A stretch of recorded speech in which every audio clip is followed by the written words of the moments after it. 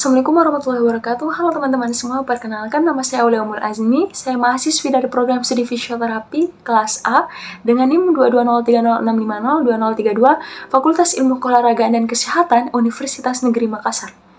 Di video ini saya akan menjelaskan sekaligus sharing ilmu dengan teman-teman semua tentang ragam bahasa tulis dan lisan. Nah, sebelum itu kita harus tahu dulu teman-teman, apa sih definisi dari ragam bahasa?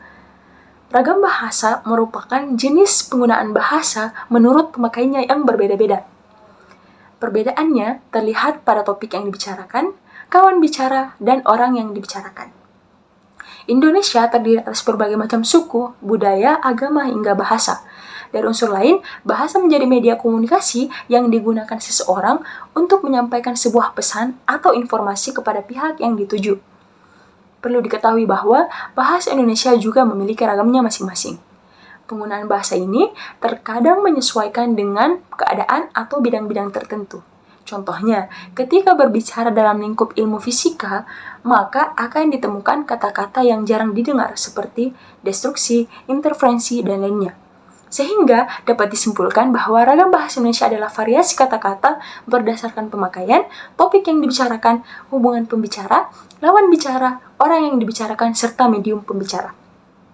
Nah, ada pula macam-macam ragam bahasa Indonesia dikelompokkan menjadi 4, yaitu berdasarkan media, standar, cara pandang penutur, hingga topik pembicaraannya. Nah, kita masuk pada inti materi, ragam bahasa berdasarkan media.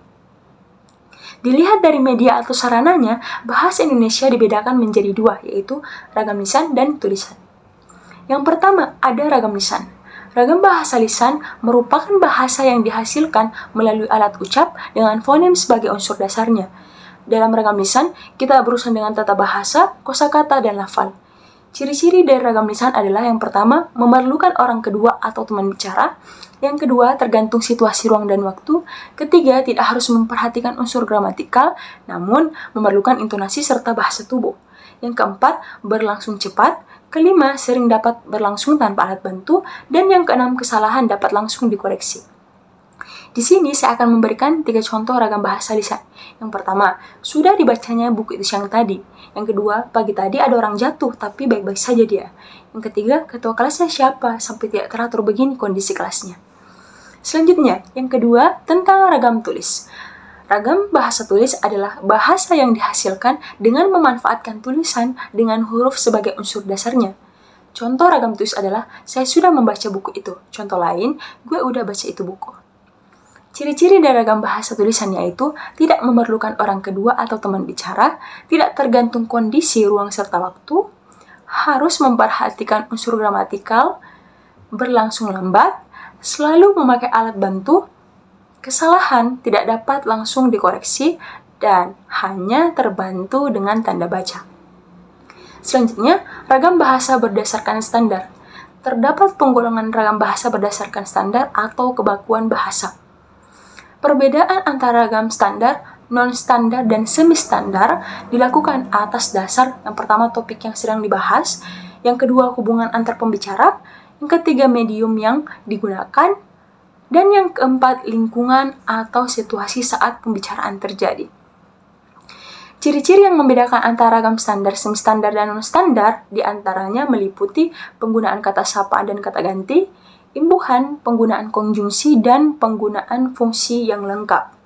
Selanjutnya, ada ragam bahasa Indonesia berdasarkan cara pandang penutur. Apabila dilihat dari cara pandang penutur atau pembicaranya, ragam bahasa Indonesia dibedakan menjadi ragam dialek, contohnya, gue udah baca itu buku. Ragam terpelajar, contohnya, saya sudah membaca buku itu. Ragam resmi, contohnya, saya sudah membaca buku itu. Ragam tak resmi, saya sudah baca buku itu. Ada pula ragam bahasa Indonesia berdasarkan topik pembicaraan.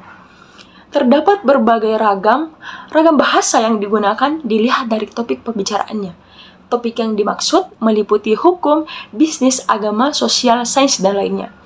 Salah satu ciri dari ragam tersebut adalah ragam ilmiah memiliki beberapa karakteristik seperti bahasa Indonesia ragam baku, penggunaan kalimat efektif, menghindari makna ganda, penggunaan kata dan istilah yang bermakna lugas, dan menghindari pemakaian kata dan istilah yang bermakna kiasan. menghindari penonjolan persona dengan tujuan menjaga keobjektifan isi tulisan, adanya keselarasan antar keruntutan antar proposisi dan antara linear. Terakhir, ada perbedaan ragam bahasa tulis dan lisan. Secara keseluruhan, bahasa lisan lebih konkret dan luas, sedangkan bahasa tulis lebih abstrak dan padat. Dalam sistem kebahasaan dan keabstrakan, bahasa dapat dilihat melalui sistem leksis, kepadatan leksikal, sistem klausa, sistem kelompok nomina, sistem gramatika, serta penggunaan aspek kohesi tertentu. Baik, mungkin itu saja pemaparan materi dari saya tentang ragam bahasa tulis dan lisan. Mohon maaf bila ada kesalahan. Semoga materi yang saya sampaikan berguna bagi teman-teman semua dan menambah wawasan teman-teman tentang ragam bahasa. Terima kasih. Assalamualaikum warahmatullahi wabarakatuh.